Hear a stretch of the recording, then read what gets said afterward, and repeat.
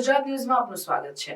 ડભોઈ તાલુકાના કરનેટ સફેદ રેતીનો કાળો કારોબાર માફિયાઓ દ્વારા રાત્રે રેતી ખોદી કિનારે સ્ટોક કરી સવારે ટ્રકોમાં ભરી લઈ જવાય છે।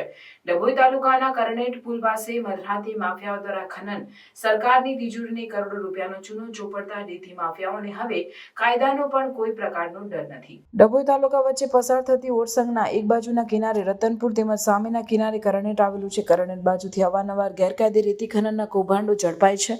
અનેક વખત આ કૌભાંડો ઝડપાયા છતાં પણ અહીં રેતી ખનનની પ્રવૃત્તિ ચાલતી જ રહે છે। આ ખાણ ખનીજ ખાતાનો ડર કે ના કોઈ અન્ય સરકારી તંત્રનો ભય। સામાન્ય રીતે ખાણ ખનીજ ખાતાના નિયમ મુજબ સવાર 6 થી સાંજે 6 સુધી રેતીનું ખોદકામ તે પણ નિયત ફાળવેલ લીઝ વિસ્તારમાં જ કરી શકાય છે।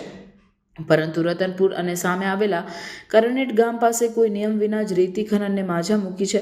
રાત્રિ થતાં જ અહીં રેતી માફિયાઓ સક્રિય બને છે। પુલની લગોલગ આશરે 250 મીટર વિસ્તારમાં મોટા ખોતરો પાડીને બે ખનન કરી માફિયાઓ રેતી ઉલીચી ગયા છે। રાત્રે ખનન થતા સમયે તેમના માણસો દ્વારા સતત પહેરો પણ ભરાતો હોય છે।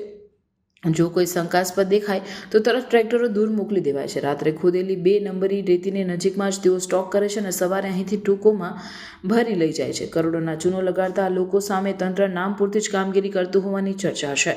નદી કિનારા પાસે રેતીનો સ્ટોક પુલ પાસે આશરે 275 મીટર જેટલું ખોદકામ રાત્રે ટ્રેક્ટરો મારફતે રેતી ભરાય છે। જીવાદોરી સમાન પુલના અસ્તિત્વ સામે જોખમ રતનપુર કરનેટ વચ્ચેના ઓરસંગ નદીના પુલના કરનેટ તરફના છેડા પાસે પુલની લગોલગ જે વ્યાપક ખોદકામ થયેલું છે, જેના કારણે નદીમાં પૂર આવે ત્યારે પુલના વિસ્તારમાં ધોવાણ વધવાની શક્યતા વધી જશે।